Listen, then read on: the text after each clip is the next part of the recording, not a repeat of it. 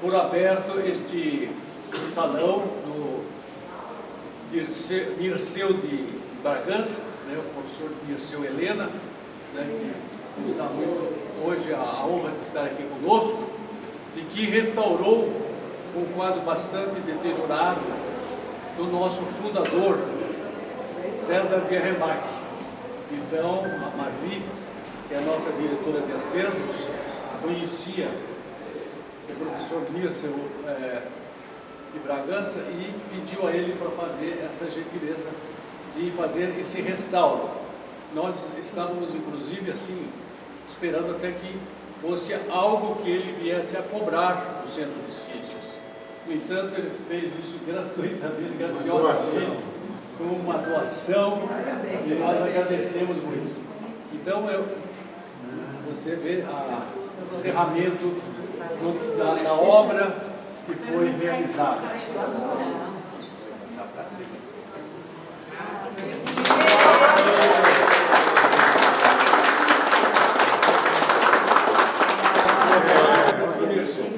Eu quero agradecer a direção, Marli, todos os funcionários, quem me ajudou a montar também, né, essa exposição.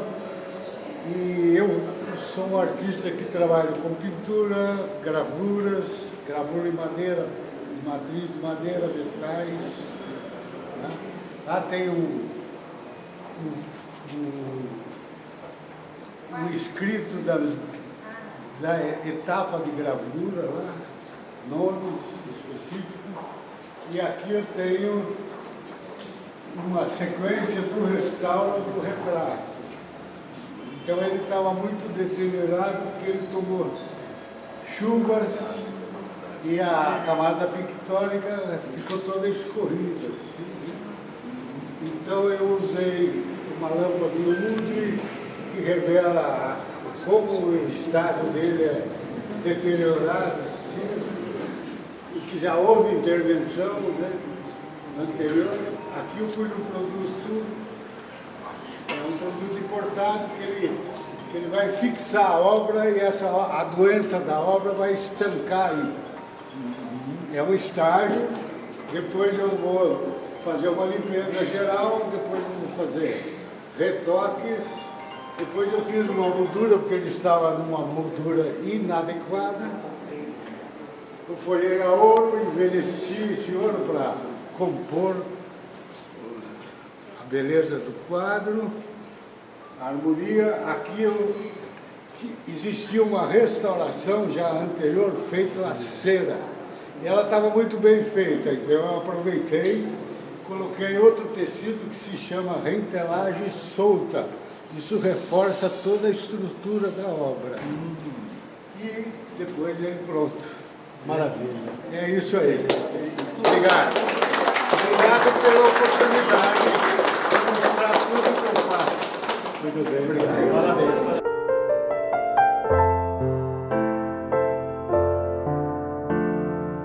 Eu quero que as pessoas, então, sejam trazidas para cá, para a gente, então, formar aqui a mesa. Eu queria convidar o comandante Ronald Santiago, da Academia Mineira de Letras, Ciências e Artes das Forças Armadas, para compor aqui conosco a nossa mesa de trabalhos.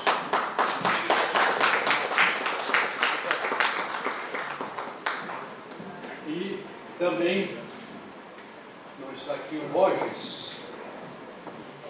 Bom, cumprimento a todos que vieram comungar conosco nesses 123 anos, essa comemoração que nós fazemos todos os anos para manter sempre acesa, sempre viva a história do Centro de Ciências, Letras e Artes. A nossa diretoria está toda aqui, nossa vice-presidente é a Marli Marcondes, que é também a nossa diretora de acervos. Temos também o nosso diretor jurídico, que é o doutor Luiz Carlos Ribeiro Borges, hoje nos dando prazer a palestra. Temos a nossa primeira tesoureira, Sandra Palermo Funari, o segundo tesoureiro, Zé Luiz Siqueira, eu acho que não está, mas está a nossa secretária número 1, a nossa primeira secretária, Maria Elizabeth Ferri, está aí presente. O nosso segundo secretário, que é o Ricardo Donizete Rosa, né? E nosso diretor de patrimônio, que é o Fernando Pepina Figueiredo, e sua senhora, que estão hoje também aqui conosco, a Denise e demais colaboradoras, a Maria Ângela Piazon, que é a nossa colaboradora no Museu Carlos Gomes, e uma grande alegria também para nós, temos aqui a presença, né, do consagrado artista plástico, pintor Egas Francisco, e a Marlis Dacieri, que também é uma sensível artista plástica, presidente da Associação da Academia Campineira de Artes e Folclore. Né? Então, o Borges.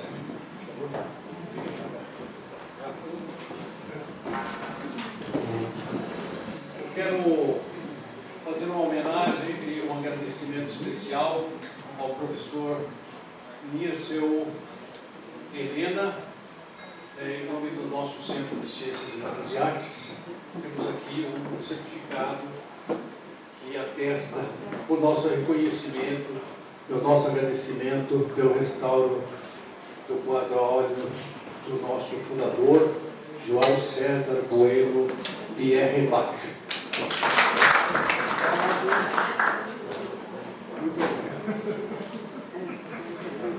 Muito obrigado. Registrado? Não, muito obrigado para vocês. Muito obrigado. Obrigado mesmo. E agora, Aldo Baldin, Uma Vida pela Música. Muito obrigado.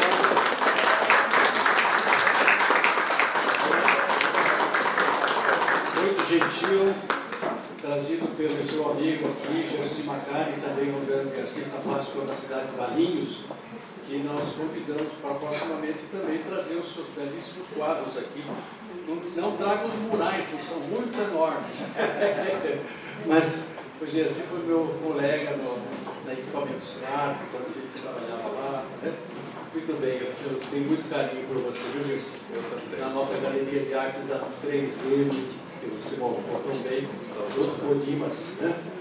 Então, Ives, muito obrigado pela sua gentileza, pelo seu talento, pelo seu trabalho, né, realmente resgatando esse grande tenor brasileiro, né, de Santa Catarina, onde você, acho que também era a cidade dele, E o Jerzy também.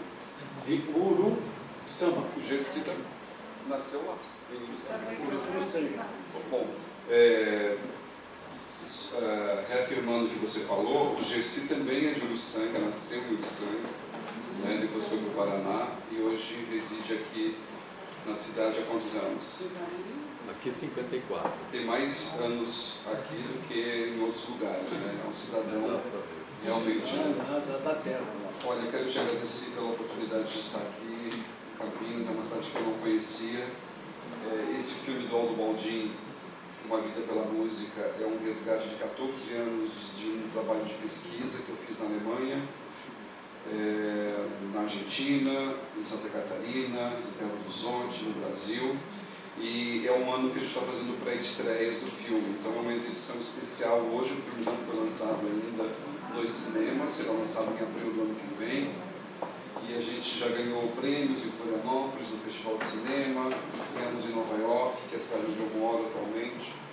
Então eu quero te agradecer pela oportunidade de estar aqui e por essa honraria, por esse certificado. Vou ler para vocês, né?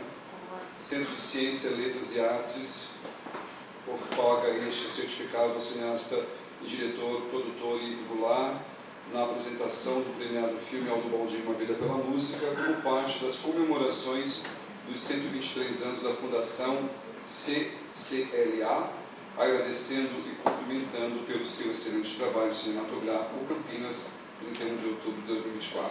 Muito obrigado ao CIDES, parabéns à entidade. Nós Deus que agradecemos você.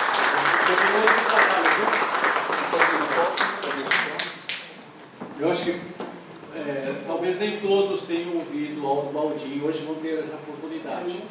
Foi um dos grandes tenores brasileiros e realmente a gente precisa conhecer, porque ele foi mais famoso, né, na sua época, até que os três grandes tenores, né, Plácido Domingo, Pavarotti e Carreiras, né? Pelo menos na opinião do Neville Merrimer, que é um maestro que trabalhou com ele na ópera, né? Verdade. Obrigado. Eu tenho que agradecer. E agora, nós, no Centro de Ciências, temos sempre contado com a colaboração de muita gente, muitas pessoas que vêm aqui voluntariamente oferecer o seu conhecimento, a sua habilidade, a sua competência, a sua capacidade e de uma maneira totalmente graciosa, né? Nós temos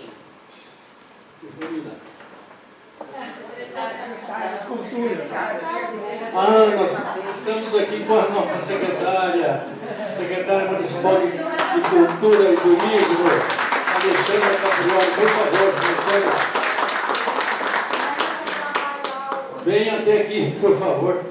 Não, você tem que figurar aqui na nossa mesa principal. Muito obrigado.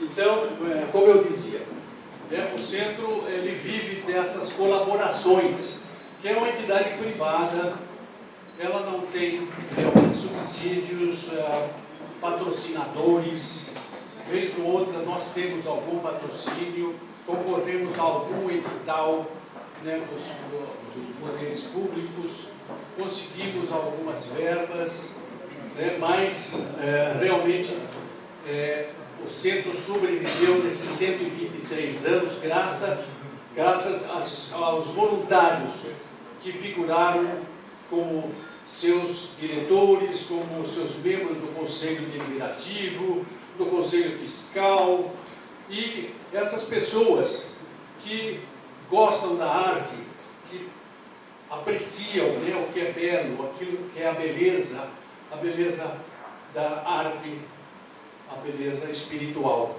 E essas pessoas se apresentam aqui, né, para oferecer os seus préstimos.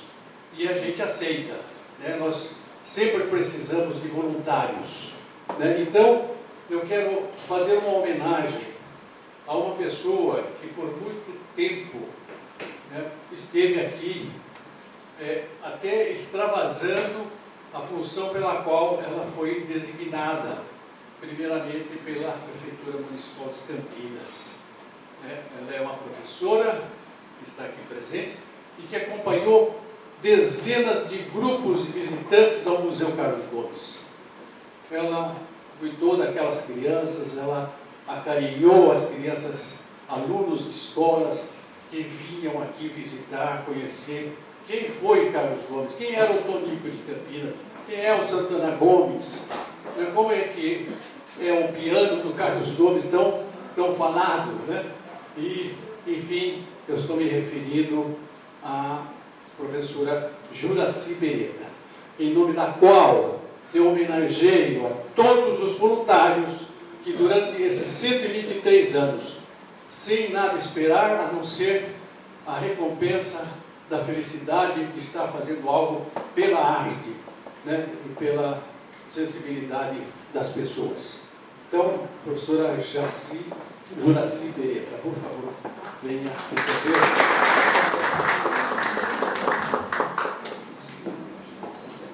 Muito obrigado.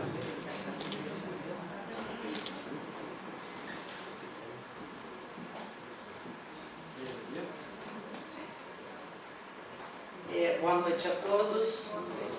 Meus cumprimentos ao presidente do CCLA, Alcides Acosta, a toda a diretoria aqui presente, e meu agradecimento pelo convite de estar hoje aqui. É uma honra estar participando deste evento, e queria agradecer também a nossa ex-presidente da Peixoto Fonseca, que foi a única mulher presidente do CCLA, e a qual me convidou em 1994 para compor a equipe do CCLA. Então, aqui eu fiz muitos amigos, conheci muitas pessoas e aprofundei meus conhecimentos sobre Antônio Carlos Gomes, esse genial compositor das Américas. E foi na minha infância que eu via as histórias sobre Carlos Gomes e me encantava com elas. E justamente foi no Museu Carlos Gomes que eu vim após a minha aposentadoria da Prefeitura Municipal de Campinas. Então foi muito gratificante, como o Dr. Alcides disse, após aprofundar os meus conhecimentos, nós começamos após 1996 a receber escolas, né, os alunos, universitários, professores da prefeitura, assessorar também os pesquisadores que vinham do Brasil e do exterior para pesquisar no valioso acervo que compõe o Museu Carlos Gomes. Então é uma honra estar aqui, foi maravilhoso todo o tempo que eu pude trabalhar. Agradeço a todos e espero que o CCLA continue esse trabalho belíssimo rumo ao futuro. Parabéns, CCLA, parabéns a todos.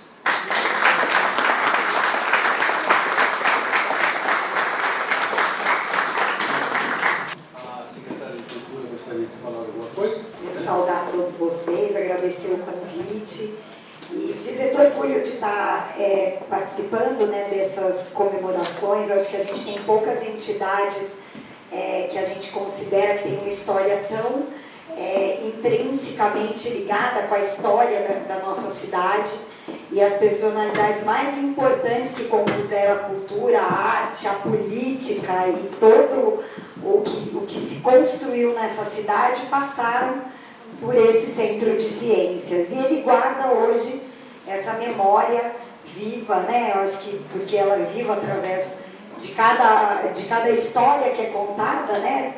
Do nosso querido maestro Carlos Gomes, que acho que vocês têm um mérito enorme por sempre propagar, né, e receber, e dizer que a gente espera que, porque todas as instituições, elas vivem do ativismo e da paixão e do voluntariado de todos aqueles que a compõem, né? Então, vida longa ao CCLA, vida longa a todas as pessoas que se dedicam, e que cada vez mais esse seja um espaço da arte, da cultura, porque a gente sempre avalia muito um povo, uma cidade, pela capacidade dela de ter pessoas que têm sensibilidade para acreditar que a gente só transforma uma sociedade, a gente só transforma uma cidade através da sua cultura, né, dos seus fazeres, de tudo que tem valor. Então, eu reconheço aí o enorme trabalho que vocês fazem e espero que cada vez mais vocês tenham aqui esse espaço de acolhimento da cultura e das letras e das artes e de tudo que é importante nessa cidade. Parabéns ao senhor, transmito aqui nossos cumprimentos ao senhor e em seu nome a toda a diretoria e a todo mundo que faz desse centro essa referência. Então, parabéns, vida longa ao CCLA. Muito obrigado. Agradeço muito as generosas palavras da nossa principal dirigente cultural da cidade, né? E nós esperamos que continue por muito tempo ainda, tá? Para nos apoiar. Luiz Carlos Ribeiro Borges, a palavra é sua. Boa noite a todos. Inicialmente eu gostaria de agradecer a honrosa designação aí de estar falando nessa noite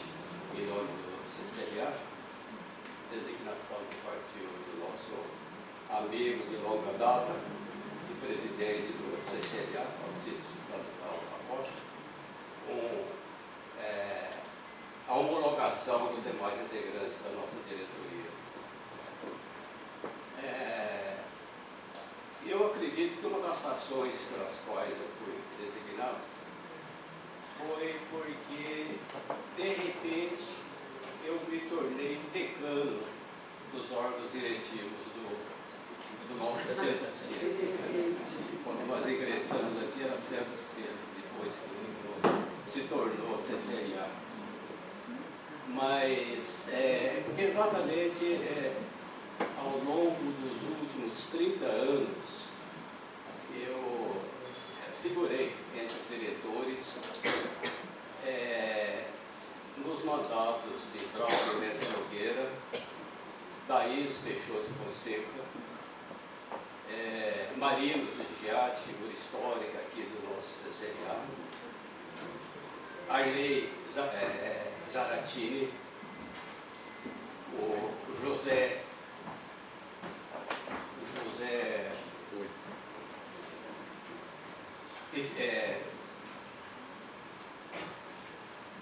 daqui a pouco eu explico as razões dessa memória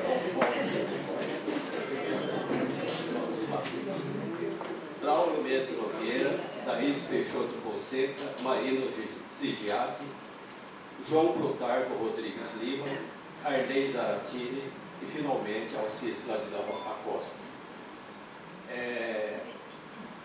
E, especialmente, eu tenho que destacar isso, nos últimos anos eu tenho sido coadjuvante aí dessa diretoria, que forma um dos mais notáveis conjuntos de diretores, conselheiros e colaboradores que o Alcides teve a sabedoria de reunir no entorno dele. Então, quero expressar aqui meu orgulho por estar presente junto a esses atuais diretores, conselheiros e colaboradores, assim como também tive idêntico orgulho em relação às diretorias pretéritas. Mas o que eu queria dizer também, até me justificando, acabei fazendo o lançamento do nosso amigo cineasta, sabe disso, que toda obra cinematográfica sempre há uma precedência de um roteiro. Então eu fiz um roteiro aqui exatamente para a memória do país. Porque costuma-se dizer que depois de certa idade nós ficamos presos às memórias mais remotas, às lembranças mais antigas, e simplesmente esquecemos o que aconteceu ontem. Por isso, para não correr qualquer risco e permanecer fiel a esse figurino, eu devo declarar que eu não farei nenhuma oração, nenhum discurso laudatório, mas um depoimento. Um depoimento pessoal, que espero que seja breve e informal, mas sobretudo afetivo, sentimental, nostálgico. Por isso eu peço licença para me regressar ao ano de 1963, ou seja, há 61 anos atrás. Porque eu me considero, e acredito que muitos dos presentes também se consideram, como filho cultural da década de 1960, dos anos 60. Foi nesse ano, 1963, que, vindo do curso clássico do Colégio Culta Senso, eu ingressei na Faculdade de Direito da Universidade Católica de Campinas. Em 1963, constituiu um ano de extrema e livre troca de ideias. Nós sentimos isso no próprio ambiente da Universidade Católica, na sala de aula, nos corredores, e sobretudo no mítico Pátio dos Leões, onde se reuniam os alunos de todos os cursos que se concentravam aí no antigo prédio da UCC, da Universidade Católica. E ali se discutia de tudo. Se falava de cinema, de bossa nova, de cinema novo, de Fellini, né? Tinha estava falando hoje de Fellini, Cláudio Rocha, Tom Jobim, mas sobretudo de temas políticos, porque era um ano em que predominava esse intenso debate político, mesmo porque estava às vésperas de uma nova eleição presidencial. E foi também nesse mesmo ano de 1963 que o Centro de Ciências, Letras e Artes entrou definitivamente na minha trajetória cultural, na minha formação cultural, na minha existência. Eu já frequentava anteriormente aqui, inclusive esse próprio auditório. Tudo que eu vou dizer vai ter muito a ver com esse auditório. Aqui eu assistia as audições comentadas de música erudita, dirigidas pelo professor José Alexandre dos Santos Ribeiro e anteriormente por outros professores, mas sobretudo pelo José Alexandre, que foi meu professor lá no Culta Ciência. Dava aulas de português, era muito jovem, um pouco mais jovem que os seus alunos, e ele tinha uma característica peculiar, em virtude do seu amor à música erudita. Nas aulas de português ele levava uma vitrola, um toca-disco portátil, e de repente punha a tocar músicas de Ravel, de Debussy, que naqueles anos não eram os compositores tão conhecidos como os demais. Mas naquele período, em 63, quando eu fiz a descoberta definitiva do CCLA, também aqui havia uma impregnação daquelas ideias que eram faladas lá no Paço de Orões, mas que aqui eram não apenas ditas, como também realizadas. Por exemplo, vinha-se aqui assistir a uma palestra sobre filosofia e, de repente, o tema da palestra desbordava para o assunto político. Outro episódio interessante. Naquele período, o CCLA mantinha ainda alguns cursos de idiomas, de línguas. E, de repente, se incluiu também o idioma russo. E houve inscrições para o aprendizado do russo. No ano seguinte, 1964, houve toda aquela drástica mudança do panorama político do país. E até aconteceu o episódio também de que alguns dos inscritos no idioma russo foram convocados perante as autoridades para esclarecer por que razões eles queriam aprender russo. Isso já era um sinal de outros tempos, de novos tempos. Na faculdade, eu tive que deixar de lado o entusiasmo político, eu tinha engajado em questões estudantil da época aí, e voltei às minhas velhas paixões, a literatura e o cinema. E veio acontecer também algo muito importante na nossa trajetória. Juntamente com a Thaís Peixoto Fonseca e outros alunos dos diversos cursos da UCC, nós fundamos o Cineclube Universitário de Campinas. E, em princípio, ele ficou circunscrito ali ao âmbito da universidade, mas acabou promovendo uma intervenção muito profunda no panorama cultural de Campinas. Eu não devo, eu começo a me entusiasmar muito com o assunto do Cineclube, então tenho que deixar isso para outra ocasião. Aqui é importante assinalar que uma das inspirações para a fundação do Cineclube foi exatamente a criação da sessão de cinema no CCLA, novamente pelas mãos do Marino Zigiati. aqui nesse mesmo auditório, por diversas vezes, nós começamos a fazer debates. O Cineclube, nosso Cineclube Universitário, começou a fazer debates sobre os filmes que eram exibidos aqui nas salas comerciais de Campinas.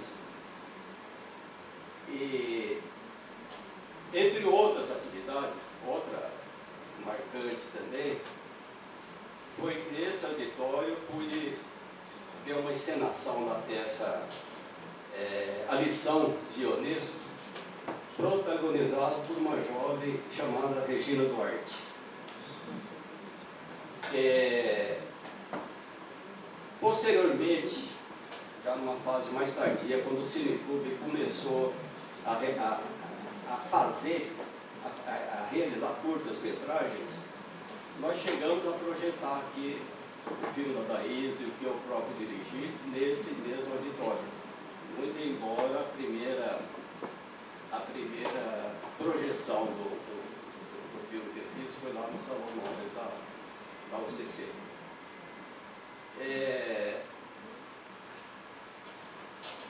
Então, eu devo confessar também que a passagem nossa aqui por esse auditório não foi só cercada de glórias, não. Em virtude do sucesso de todos os eventos que nós fazemos aqui, conjuntamente entre o Cineclube e o CCLA. Eu, pessoalmente, passei por um enorme constrangimento nesse mesmo auditório.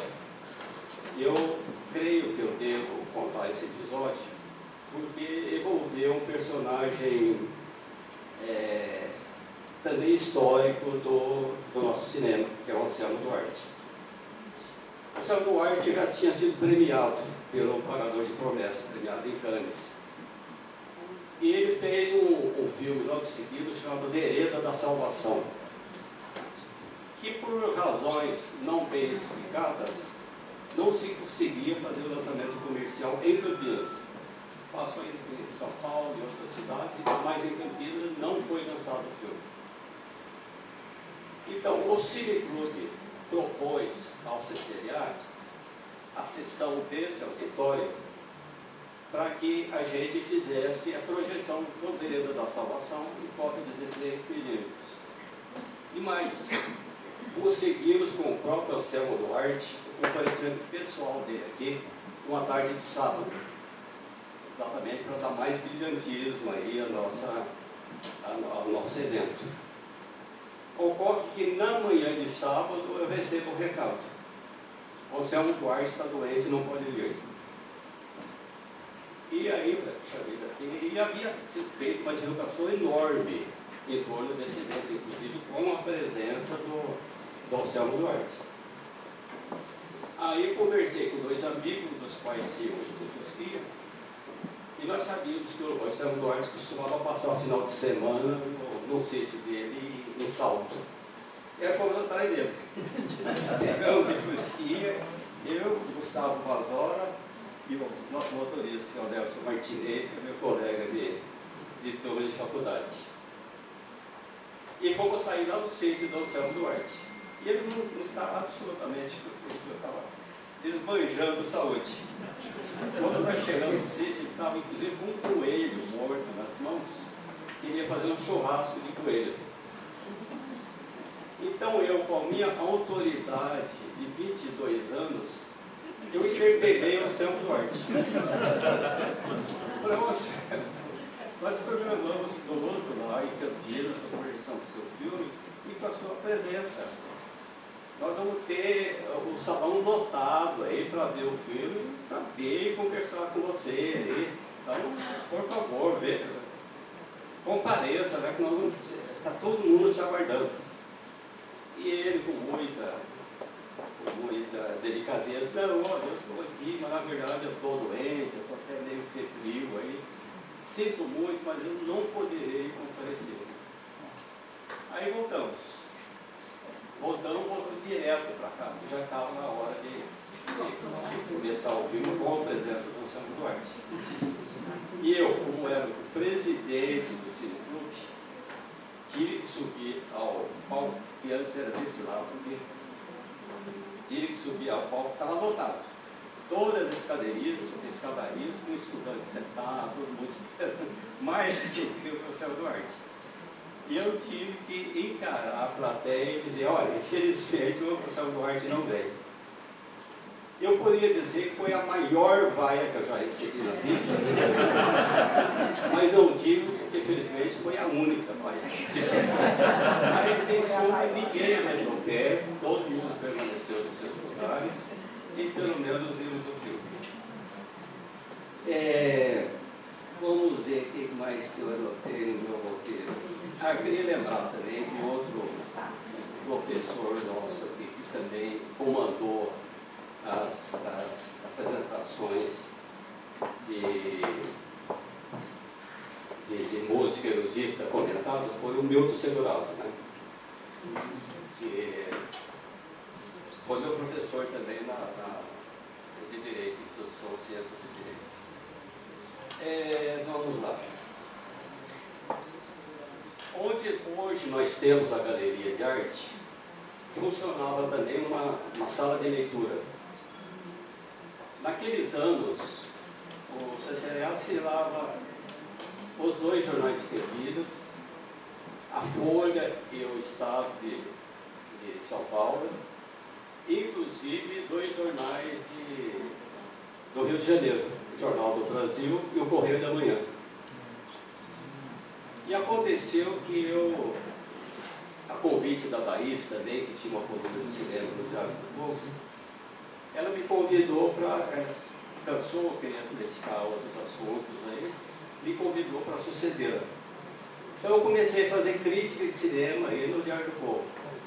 E era uma coisa totalmente louca, porque os filmes de arte passavam 3 dias por semana, segunda, terça e quarta. Então o que eu tinha que fazer? Eu trabalhava em banco na época, então à noite de segunda-feira eu corria para assistir o filme. Na terça, eu escrevi o artigo, fazendo o meu comentário pessoal sobre o filme que ia ficar até quarta-feira, e corria no Diário do Povo para entregar a tempo de sair na quarta, para quem lesse na quarta ainda pudesse ver o filme. E aí o que eu fazia? Para coletar material aí para os meus comentários, eu vinha aqui nos jornais aqui do Salão de Leitura. Eu via, especialmente os 2 do Rio, o Correio da Manhã e o Jornal do Brasil, que tinha uma equipe de críticos de cinema sensacional. E eu sempre sob o olhar vigilante, mais discreto, da dona Norma Piazzolla. E aqui é outra, assim como nós homenageamos a Juraci, também eu devo fazer uma homenagem pessoal aqui à dona Norma e à dona Maria Luísa, que durante anos foi a nossa bibliotecária. Mas a dona Norma eu sentia que ela ficava de olho em mim. E ela tinha razão de ficar. Aí ela não quis falar diretamente comigo, e acho que falou com o Marino, que na época era presidente. Olha, doutor Marino, eu não sei o que acontece, que toda vez que eu vou recolher os jornais, eles deixam guardados, eles são danificados. Tem página rasgada, tem página faltando aí. E na verdade era eu quem fazia isso. Então não dava para eu fazer a leitura e as anotações. Então, discretamente, também na hora que eu me distraía, tirava a página fora e levava para casa para ilustrar os meus comentários, que naturalmente não nada de originais. Era muita coisa do que eu lia, de quem sabia do assunto. Também naqueles anos 60, já voltado para o tema da literatura, eu publiquei meu primeiro livrinho, um livro de poesias, intitulado Poema de Lírico das Dores. Editado pela gráfica Palmeiras, que funcionou ali do lado do Correio muito tempo. O livro está lá até hoje aí, né? E onde não haveria outro local mais adequado para se fazer o lançamento do livro do que exatamente o salão de leitura aqui do CCLA. Então, foi mais um vínculo que a minha atividade pessoal, seja como aprendiz de escritor, seja como aprendiz de cineasta, foi mais um vínculo que me uniu durante todo esse tempo com essa entidade. Isso durou até 1967. Em 67 eu terminei o curso de Direito e tive que trocar o sonho pela realidade. 1968 foi um ano de reclusão para mim. Eu comecei a estudar, porque eu não tinha preparado nada. Falei, o que eu vou fazer depois de terminar o curso de Direito? Então, eu tenho que prestar concurso. E comecei a prestar concurso, a estudar para o concurso de Ministério Público. E sucedeu que, de repente, o edital do concurso para a magistratura chegou antes do Ministério Público. A escolha do Ministério Público, eu já tinha um irmão que era promotor. Então eu prestei o concurso de magistratura e fui aprovado. Em janeiro de 1969 eu deixei Campinas. Ficaria 9 anos fora de Campinas. Fui para o interior, passei esses 9 anos no interior do estado de São Paulo. Não só no interior, mas no oeste do estado de São Paulo, que nós podemos chamar de oeste profundo. Como juiz substituto, eu fui para São José do Rio Preto. E aí, a cada comarca que perdia o titular, eu corria lá para suceder. Então, fui para locais chamados Monte Aprazível, Mirassol. Mirassol, por sinal, era famosa nos anos 50, o juiz foi assassinado. Todo cuidado. Depois eu ainda fui para Paulo de Faria, Palestina, Buritama e Palmeira do Oeste. Palmeira do Oeste, já nas barrancas do Rio Paraná. E aí tratei de, aos poucos, me reaproximar de Campinas. Aí, quando eu tive minha própria comarca, vou aguardar minhas leis, fui primeiramente para Matão, depois promovido para Leme, e finalmente, em 1978, eu retornei a Campinas.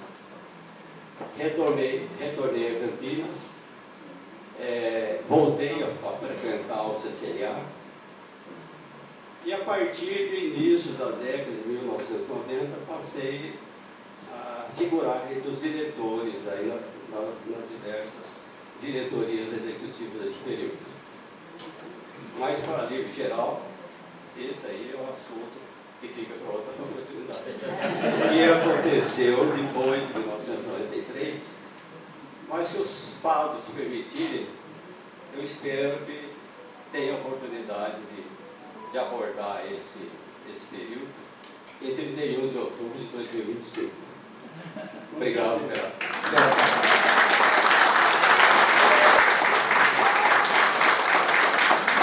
Ao depoimento que nos foi prestado pelo Dr. Luiz Carlos Ribeiro Borges, que nos acrescenta e nos preenche várias lacunas que a gente não sabia dessa história, né? Muito bom, muito bom. Eu quero, então, agradecer, né, a presença do nosso comandante Ronald Santiago, Luiz Carlos Ribeiro Borges e também a nossa ilustre e dinâmica secretária de Cultura e Turismo, Alexandra Caprioli. E, em seguida, nós, então, vamos começar a projeção do filme Aldo Baldin, Uma Vida pela Música, com a condução pelo nosso querido Yves Goulart.